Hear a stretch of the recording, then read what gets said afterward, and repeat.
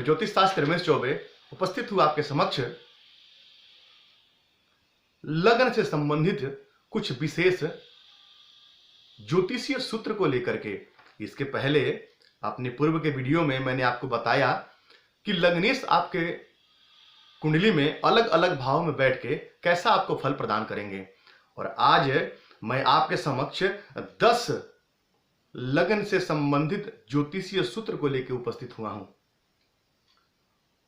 तो सबसे पहला सूत्र सुनिए कि यदि लग्न, सप्तम और व्यय भाव में कोई पापी ग्रह बैठे तो ऐसे जातक का विवाह नहीं होता है, और यदि किसी कारण से विवाह हो जाए तो वैवाहिक जीवन अच्छा नहीं होता है। तो ऐसा क्यों कहा? तो देखिए, लग्न में जब कोई ग्रह बैठेगा, कोई पापक ग्रह बैठेगा तो उसकी दृष्टि कहां पड़ेगी? कुंडली के सीधा 7वें भाव पे दृष्टि पड़ेगी। और सप्तम भाव में भी यदि कोई पापक ग्रह बैठा है तो सप्तम भाव में पहले से पाप ग्रह का बैठना, और सप्तम भाव पे जब कोई लग्न में ग्रह बैठेगा तो उसकी दृष्टि भी सप्तम भाव पे पड़ेगी। तो भाव और भावेश दोनों को पीड़ित कर देंगे वो लोग। और साथ ही कुंडली का जो 12वां घर है, जो व्यय भाव है, वो सैया का सुख है। तो ऐसे में जातक को सैया सुख में कहीं ना कहीं समस्या होती है। इसीलिए कहा गया कि यदि कुंडली के लग्न में सप्तम और व्यय भाव में कोई पापी ग्रह हो तो ऐसे में जातक का विवाह नहीं होता है। दूसरा सूत्र सुनिए, यदि लग्नेश और अष्टमेश लग्न में हो तो जातक दीर्घायु होता है। यानी लग्न का स्वामी और अष्टम का स्वामी यदि लग्न में ही बैठा हो तो ऐसा जातक जो है दीर्घायु होता है। मैं आपको एक बात बता दूं कि लग्नेश का लग्न में बैठना श्रेष्ठ होता है, ये मैंने हमेशा आपको बताया है। लेकिन अष्टमेश यदि लग्नेश के साथ भी लग्न में बैठ जाए तब भी जातक को दीर्घायु बना देते हैं। हालांकि बहुत सारी समस्या आती है, ऐसे जातक को जीवन में बहुत सारे संघर्षों का सामना करना पड़ता है। जब भी आपके अष्टमेश लग्न में बैठ जाएं तो आप देखिएगा ऐसा जातक पूरे जीवन पर्यंत कहीं ना कहीं संघर्ष करता रहता है, लेकिन फिर भी वो दीर्घायु होता है। तीसरा सूत्र है, यदि लग्नेश और पंचमेश में स्थान परिवर्तन हो जाए तो जातक अटूट संपत्ति का मालिक बनता है। अर्थात यदि लग्न का स्वामी पंचम में आ जाए और पंचम का स्वामी लग्न में चला जाए तो, क्योंकि पंचम भाव को भी जो है वो कहीं ना कहीं धन भाव के रूप में हम देखते हैं, तो जातक का व्यक्तित्व का संबंध ज्ञान से और ज्ञान का व्यक्तित्व से जुड़ जाए तो निस्संदेह जातक धनवान होगा ही होगा, इसमें दो मत कहाँ है।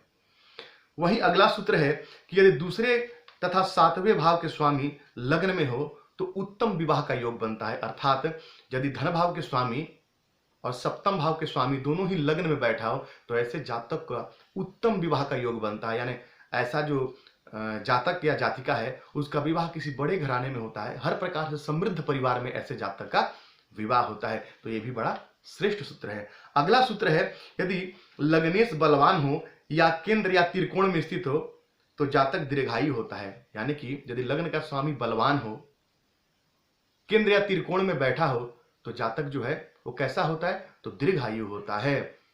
क्योंकि लग्न जो है, मैं आपको बताया कि लग्न जितना मजबूत व्यक्तित्व उतना ही मजबूत, तो ये आपको ध्यान रखना चाहिए। अगला सूत्र है कि यदि लग्न सहित चारों केंद्र खाली हो तो ऐसा जातक करोड़पति के घर भी पैदा होकर के और दरिद्र हो जाता है। लग्न का प्रथम घर का और कुंडली के जो बाकी चारों केंद्र हैं, यानी कि 1, 4, 7 और 10, ये यदि चारों के चारों खाली हैं तो ये शुभ नहीं माना जाता है। ऐसा जातक बहुत बड़े परिवार में जन्म लेकर के भी कहीं ना कहीं दरिद्रता का उसको सामना करना पड़ता है। तो ये योग बिल्कुल अच्छा नहीं है। यदि ऐसा है तो आप मिला करके देखिए।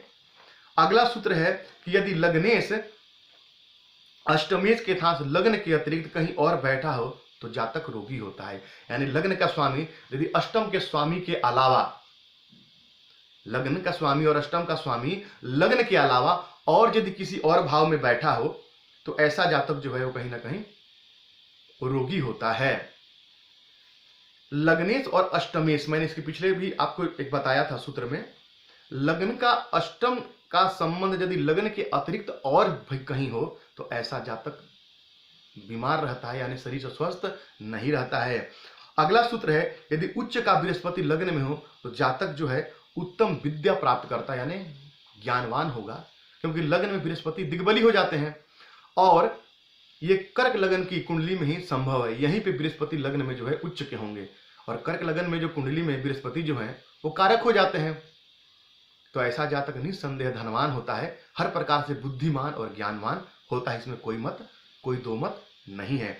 अगला सूत्र है, यदि धन का स्वामी लग्न का स्वामी आय भाव में और आय का स्वामी लग्न में हो तो ऐसा जातक जो है वो अटूट संपदा का मालिक बनता है। यानी लग्नेश का धन से संबंध हो जाए और धनेश का जाकर के आय से और आयेश वापस लग्न में आके बैठ जाए तो ये अत्यंत श्रेष्ठ योग है। यदि आपके कुंडली में ऐसा योग है तो निस्संदेह आप धनवान होंगे ही होंगे।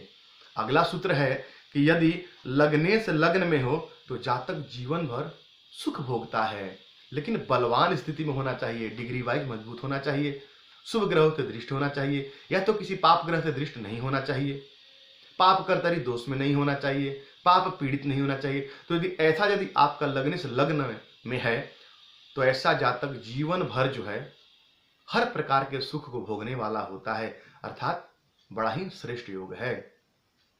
तो इन अपने कुंडली में इन योगों को मिला के देखिए कि आपकी कुंडली में इस प्रकार के योग बने हुए हैं, और यदि ऐसा है और आपको यदि जीवन में ऐसा घटित हो रहा है तो कमेंट में बताइए। तो यदि आपको मेरी बातें अच्छी लगी तो मेरे चैनल को लाइक कीजिए, सब्सक्राइब कीजिए। तो आपका दिन मंगलमय सी मंगल कामना के साथ आज के लिए इतना ही। नमस्कार।